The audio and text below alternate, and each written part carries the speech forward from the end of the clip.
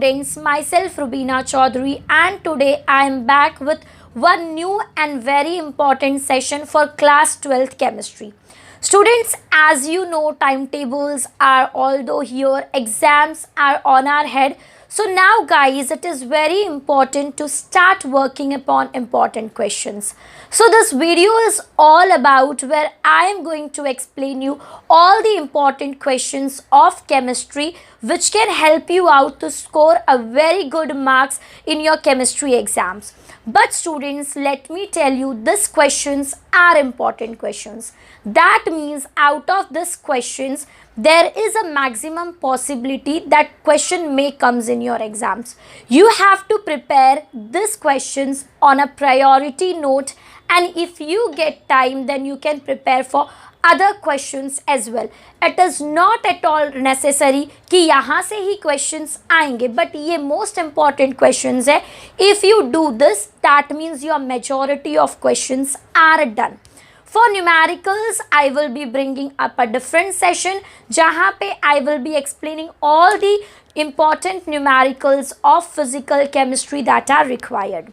Now students, let us go one by one and understand what are the questions that may be asked in your exams. So we are starting up with the very first chapter, and that is solid state. But a solid state is one of the most easiest chapter that you have. So there is nothing big to study in solid state but only 7 to 8 questions, and that is more than enough, and that can give you all your 4 marks that you can score in solid state. So let us discuss the first question.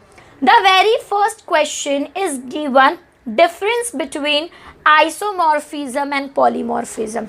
तो बेटा it can be asked in terms of difference कि isomorphism क्या होता है, polymorphism क्या होता है, साथ साथ में ये डेफिनेशन के टर्म्स में भी आ सकता है. Define isomorphism and define polymorphism. तो आपको ये क्वेश्चन जो है एज इट इज पढ़ लेना है. इससे पहले क्रिस्टलाइन सॉलिड, एमॉर्फस सॉलिड पूछा जाता था, but again it is a part of a reduce syllabus, तो we don't need that. Okay, अब बेटा अगर मैं आप लोगों को दूसरे टॉपिक के बारे में बात करूं, तो here it is not covalent solid but yes it is a type of a crystalline solid. जैसे कि आपको पता है पूरे चैप्टर में हम क्रिस्टलाइन सॉलिड पढ़ते हैं. तो बच्चों आपको पता है चैप्टर के अंदर दिया हुआ है molecular solid, ionic solid, covalent solid. Now students, there is a chance कि इसमें से कोई भी एक सॉलिड आपके एग्जाम्स में आ जाए. सारे कोवेलेंट सॉलिड्स के type, molecular solid, ionic solid, ये सब के आपको ज़्यादा नहीं बेटा, क्योंकि अगर आया तो it will be only ask for 2 marks. That means आप सब में से 4 पॉइंट्स पढ़ लो, 4 पॉइंट्स ऑन ईच. अब आयोनिक सॉलिड है तो नाम से ही पता चल जाएगा बॉन्ड आयंस और मेटल्स के बीच में बन रहा है, काइंड ऑफ. तो बेटा it can help you out a lot. फिर अगर हम लोग डेफिनेशंस के बारे में बात करें तो चैप्टर्स में छोटे मोटे बहुत सारे ऐसे डेफिनेशन है, जैसे कि आपको डेफिनेशन ऑफ अ लेटाइस पूछा जा सकता है. They can ask you what is unit cell. ये क्वेश्चन भी 1 मार्क्स के लिए आ सकता है बेटा, क्योंकि ऐसा माना जा रहा है कि इस साल पेपर इजी आएगा, इसलिए हमें जो सिंपल डेफिनेशंस है उनके ऊपर भी फोकस करना पड़ेगा. Okay, now moving to the next question. ये क्वेश्चन आपको टोटल 2 मार्क्स के लिए आ सकता है. जो हमारे 2 मार्क का क्वेश्चन होता है वहाँ पे हमें derivation of a packing efficiency पूछी जा सकती है. तो SCC और BCC, सिंपल क्यूबिक सेल और बॉडी क्यूबिक सेल, इन दोनों के ऊपर क्वेश्चंस एग्जाम्स में आ सकते हैं. तो you are not going without solving this derivation. Derivation बहुत सिंपल है, बहुत ही सिंपल है. तो आप एग्जाम्स में ये क्वेश्चन किए बगैर बिल्कुल भी नहीं जाओगे, बिकॉज हो सकता है 2 मार्क के जो आपके क्वेश्चंस हैं वहाँ पे आपको पूछा जाए डिराइव SCC के लिए पैकिंग एफिशिएंसी. तो पैकिंग एफिशिएंसी आपको SCC और BCC का करके ही जाना है बच्चों. Moving to the next question. ये बहुत इंपॉर्टेंट टॉपिक है इस चैप्टर का, जहाँ पे हमसे पूछा जाता है relationship between molar mass, density and edge length. Molar mass, density और एज लेंथ के बीच में क्या रिलेशनशिप होती है, ये आपको बहुत अच्छे से करके जाना है बेटा। यहाँ पे इसके बाद आपको चैप्टर में डायरेक्टली डिफेक्ट्स पे जंप करना है। अब डिफेक्ट्स में वैसे तो बेटा कोई भी defect they can ask you, and when they are asking you defect it can come up in 2 marks question, और they can ask you a comparison between 2 type of defects. तो defect here itself is one of the important question. But जब आप defect पढ़ रहे हो तो defects में diagrams बनाना मत भूलना बच्चों। Diagrams are very important when you are studying defects. At although teachers आपके पॉइंट भी नहीं रीड आउट करते हैं अगर उन्हें एक एक्यूरेट डायग्राम मिल जाए। इसके अलावा बेटा अगर हम बात करें तो I have written learn all defects, but from all those defects Frankel defect and Schottky defect is the most important defect. Frankel defect और Schottky defect इन सारे डिफेक्ट्स में से सबसे इम्पॉर्टेंट है बच्चों। तो फ्रैंकल डिफेक्ट और शॉटकी डिफेक्ट तो करके ही जाना है। एग्जाम्स में डिफरेंस पूछा जा सकता है फ्रैंकल डिफेक्ट और शॉटकी डिफेक्ट के बीच में। बेटा यहाँ पे अगर आप ये गिने चुने 7-8 क्वेश्चंस कर लेते हो, your solid state is done. अब बात अगर न्यूमेरिकल की करें तो सॉलिड स्टेट में एक ही टाइप का न्यूमेरिकल है जिसके लेक्चर्स मैं आप लोगों के लिए बहुत जल्दी लेके आने वाली हूँ, जहाँ पे मैं न्यूमेरिकल सीरीज कराऊंगी केमिस्ट्री का। Now moving to the next chapter which is a solutions. अब जब हम सॉल्यूशंस के बारे में बात करें तो बेटा सॉल्यूशंस में सबसे पहले तो डिफाइन सॉल्यूशन, सॉल्यूशन क्या होता है एंड इट्स टाइप। ऐसे तो ये क्वेश्चंस आने के चांसेस कम होते थे, बट सिंस इस साल का पेपर इजी हो सकता है तो ऐसे कुछ क्वेश्चंस आ सकते हैं आपके एग्जाम्स में जो आपको एक अच्छा पासिंग मार्क्स दे दे और आप इजीली पास हो जाओ सिंपल क्वेश्चंस के थ्रू। तो this can be a question. Define solubility, an important question. Define solubility. और ऐसे कौन से फैक्टर्स हैं जो सॉल्युबिलिटी को इफ़ेक्ट करते हैं? टेम्परेचर इफ़ेक्ट करता है, नेचर ऑफ सॉल्वेंट इफ़ेक्ट करता है, नेचर ऑफ सॉल्यूट इफ़ेक्ट करता है। बेटा ये ऐसे क्वेश्चंस हैं जिसको आप एक बार ही गो थ्रू कर लेते हो तो it is not difficult for you to understand, और ये पढ़ना इतना मुश्किल भी नहीं है। So it is one of the very simple question. Henry's law 2 marks के लिए बहुत पूछा जाता है। हेनरीज लॉ, हेनरीज लॉ में बहुत सिंपली हेनरी सर ने बोला solubility is proportional to pressure. तो आपको वो हेनरी का लॉ, वो हेनरी का स्टेटमेंट और हेनरी सर ने उसको कैसे एक्सप्लेन किया था, ये क्वेश्चन सॉल्यूशंस का एक बहुत इंपॉर्टेंट क्वेश्चन हो जाता है। फिर इसके बाद आए थे राउल्ट सर। राउल्ट सर ने अपने जो डेरिवेशंस दिए थे फॉर यूरेनी solution and for binary solution, तो आपको उन दोनों सॉल्यूशंस के ऊपर जो डेरिवेशंस थे बच्चा, वो डेरिवेशंस डेफिनेटली कर लेना है। सॉल्यूशन जो भी इम्पॉर्टेंट था 2020 एंड 21 के लिए वो ऑलरेडी मैंने डाल दिया है, तो आप लोग वहाँ से भी इम्पॉर्टेंट क्वेश्चंस देख सकते हो। हमारा जो वीडियो अपलोडेड है वहाँ पे भी हमने इसी साल के बेसिस पे वो वीडियोस अपलोड किए हैं। तो डेरिवेशंस आ सकते हैं राउल्ट्स लॉ के ऊपर।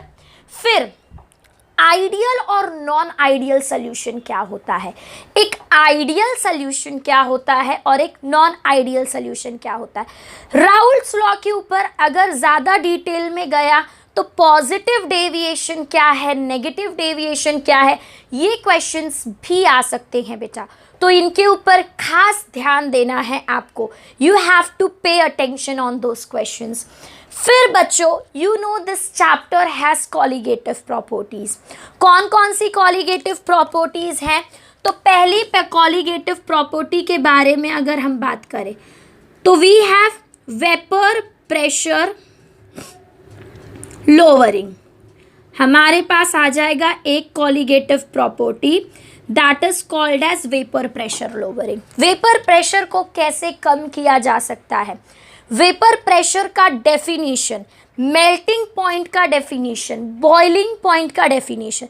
बट बेटा आप वो नहीं बोल सकते हो मेल्टिंग पॉइंट ऐसा होता है जब आपका सॉलिड लिक्विड में कन्वर्ट हो जाए। This is not the right way to answer, और आपको वहाँ पे मार्क्स भी नहीं मिलेंगे।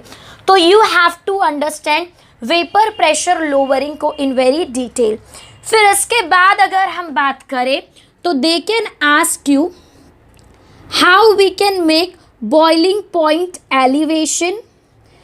इन सब का कंसेप्ट समझ लो कि अगर हम एक नॉन वॉलेटाइल सल्यूट डालेंगे तो बॉइलिंग पॉइंट जो है वो एलिवेट हो जाएगा। बॉइलिंग पॉइंट का डेफिनेशन, ये सारे हमारे इंपॉर्टेंट क्वेश्चंस हैं। और फिर इसके बाद मेल्टिंग पॉइंट में डिप्रेशन, मेल्टिंग पॉइंट में डिप्रेशन, ये तीनों तो है ही कॉलिगेटिव के इंपॉर्टेंट प्रॉपर्टीज़। आपको ये सारे करने पड़ेंगे बेटा, ऐसा नहीं है कि ये बहुत डिफ़िकल्ट है। अगर आप कॉन्सेप्ट समझ लेते हो तो जो वेपर प्रेशर लोअरिंग है वैसा ही सेम बॉइलिंग पॉइंट है और फिर वैसा ही मेल्टिंग पॉइंट है। तो it is although similar, it is although similar. Now moving to the next question, osmosis क्या होता है? It is a fourth colligative property, right बेटा? ये हमारी फोर्थ कॉलिगेटिव प्रॉपर्टी थी और बहुत इंपॉर्टेंट प्रॉपर्टी है। तो ऑस्मोसिस को समझना और ऑस्मोसिस के ऊपर उसके classification, hypertonic solution, hypotonic solution, isotonic solution, ये रिसेंटली बोर्ड एग्जाम्स में आया था और 3 मार्क्स के लिए पूछा गया था। अब जब आप ऑस्मोसिस कर रहे हो बच्चों तो do not forget to study reverse osmosis. जब आप ऑस्मोसिस पढ़ रहे हो बच्चों तो रिवर्स ऑस्मोसिस के ऊपर खास करके ध्यान देना, which can come up to your exam at any point. आपको रिवर्स ऑस्मोसिस 2 मार्क्स के लिए, आपको रिवर्स ऑस्मोसिस 1 मार्क्स के लिए, कहीं पे भी ये क्वेश्चन पूछा जा सकता है। Once you are done with this much question, your solution is done. आपका सॉल्यूशन हो गया। बेटा ध्यान देना, मार्क्स जो है आपको केमिस्ट्री में वो आपको फिजिकल केमिस्ट्री से या इनऑर्गेनिक केमिस्ट्री से ज़्यादा मिलते हैं। कुछ ऐसे मोस्टली जो बच्चे होते हैं वो ऑर्गेनिक केमिस्ट्री में वीक होते हैं, वो पढ़ते भी हैं ऑर्गेनिक केमिस्ट्री, बट जब एग्ज़ाम्स देने जाते हैं तो उनका माइंड पूरी तरह से ब्लैंक हो जाता है। So guys, first of all prepare all the chapters of your inorganic chemistry and physical chemistry very well। फिर आपके जो वो ऑर्गेनिक केमिस्ट्री के 4 चैप्टर्स हैं उन पे बचा हुआ टाइम लगाओ। इसके बाद हम लोग बात करने वाले हैं केमिस्ट्री के मोस्ट इम्पॉर्टेंट चैप्टर के बारे में। That means I am going to talk about chemical thermodynamics. Chemistry ख़त्म ही नहीं होती है इस चैप्टर के बगैर। ऐसा कोई एंट्रेंस एग्ज़ाम नहीं है जहाँ पे यहाँ से क्वेश्चन ना पूछा जाए, और ऐसा कोई बोर्ड एग्ज़ाम नहीं है जहाँ पे यहाँ से क्वेश्चन ना पूछा जाए। तो थर्मोडायनामिक्स केमिस्ट्री की जान है, भले ही वो फिज़िक्स का मेन हिस्सा हो, बट केमिस्ट्री में थर्मोडायनामिक्स। और बेटा इफ़ यू सी ना, this is one of the most easiest chapter which I feel, because सब एक्सप्लेनेशन है, थोड़े बहुत डेरिवेशंस है और वो भी कैसे हैं, बहुत सिंपल हैं। तो let's go to the point. सबसे पहले तो यू अंडरस्टैंड सिस्टम क्या होता है, जो चैप्टर ने आपको स्टार्टिंग में ही एक्सप्लेन किया है। What is system, what is surrounding. तो सिस्टम क्या होता है वो पढ़ लो। आपको पता है सराउंडिंग बहुत बड़ा है, हम उसको नहीं पढ़ पाएंगे। एंड इट्स टाइप, सिस्टम के जो सारे टाइप्स है, open system, close system, isolated system. Okay, अभी अगर हम लोग बात करें then we have properties of system. Properties of system के अंदर आपके पास बच्चों इंटेंसिव प्रॉपर्टी और एक्सटेंसिव प्रॉपर्टी अगर आएगा तो मैक्सिमम चांस है कि ये दोनों क्वेश्चंस एक साथ आ जाए। इंटेंसिव प्रॉपर्टी क्या होती है और एक्सटेंसिव प्रॉपर्टी क्या होती है, दोनों साथ में आ जाए। फिर अगर हम लोग बात करें तो वी हैव सीन प्रोसेसेस। आपके चैप्टर में प्रोसेसेस दिया हुआ है जो कि बहुत सिंपल है, जो कि बहुत सिंपल है बच्चों। तो isothermal process, isobaric process, isochoric process और एडियाबैटिक प्रोसेस। ये प्रोसेस आपको करना ही करना है और इसी प्रोसेस का फिर इम्प्लीमेंटेशन होगा फर्स्ट लॉ ऑफ थर्मोडाइनमिक्स में, वहाँ पे भी आपको करना है। ओके गाइस, तो you can not leave this processes.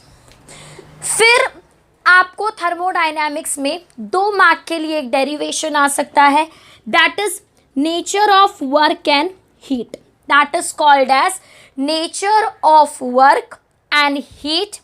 Define state function, जब आप स्टेट फंक्शन कर रहे हो तो उसकी प्रॉपर्टीज भी पढ़ लो।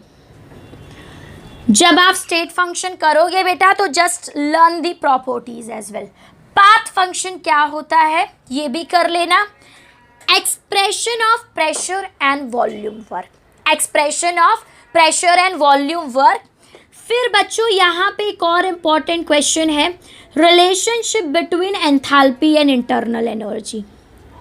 नेक्स्ट आ जाएगा आपके पास relationship between enthalpy and internal energy. Enthalpy और इंटरनल एनर्जी के बीच में रिलेशनशिप, ये रिलेशनशिप पूछा गया। डेल्टा एच और डेल्टा यू के बीच में क्या रिलेशनशिप है। एक्सप्रेशन फॉर मैक्सिमम वर्क ये आएगा तो 3 मार्क्स के लिए, 5 मार्क के क्वेश्चन में भी, 4 मार्क के क्वेश्चन में भी ये आ सकता है बेटा। तो ये आपके केमिस्ट्री के मोस्ट इंपॉर्टेंट डेरिवेशंस में से एक डेरिवेशन है, expression for maximum work. Internal energy क्या होती है और इंटरनल एनर्जी का कॉन्सेप्ट क्या होता है ये आप लोगों को इन शॉर्ट समझ में आना चाहिए। What is internal energy and what is the concept of internal energy.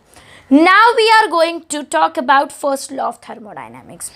बेटा थर्मोडाइनमिक का पहला लॉ और उसका मैथमेटिकल एक्सप्रेशन, 2-3 स्टेटमेंट्स है, वो स्टेटमेंट्स और उसके साथ साथ मैथमेटिकल एक्सप्रेशन और प्लस प्रोसेसेस। कौन कौन से प्रोसेसेस हैं वहाँ पे, जैसे कि एडियाबैटिक प्रोसेस में कैसे इम्प्लीमेंट होगा आपका first law of thermodynamics, isothermal process में कैसे इम्प्लीमेंट होगा आपका first law of thermodynamic, isochoric process में कैसे इम्प्लीमेंट होगा आपका फर्स्ट लॉ ऑफ थर्मोडाइनमिक्स। ये सारी चीज़ें आपको बहुत ही अच्छे से करके जानी है। Enthalpy of fusion, enthalpy of vaporization, enthalpy of sublimation, enthalpy of ionization, define bond enthalpy, ये सारे फिर से एक बहुत इंपॉर्टेंट क्वेश्चंस हैं। तो बच्चों अभी मैं यहाँ से हट रही हूँ, आप लोग फटाफट स्क्रीनशॉट ले लो ताकि स्क्रीनशॉट लेने के बाद मैं आप लोगों को दोबारा कुछ पॉइंट्स यहाँ पे एक्सप्लेन कर सकूँ। ओके, तो गाइस अभी अगर हम लोग इसके आगे बात करें तो यहाँ पे आप लोगों को हेस लॉ पढ़ के जाना है। हेस लॉ इज़ वेरी इम्पॉर्टेंट, तो आपको हेस लॉ पढ़ना है बच्चा। हेस लॉ के बाद अगर हम फर्दर बात करें तो एंट्रोपी क्या होता है, ये बहुत इम्पॉर्टेंट क्वेश्चन है। एंट्रोपी के ऊपर आपको क्वेश्चंस आ सकते हैं।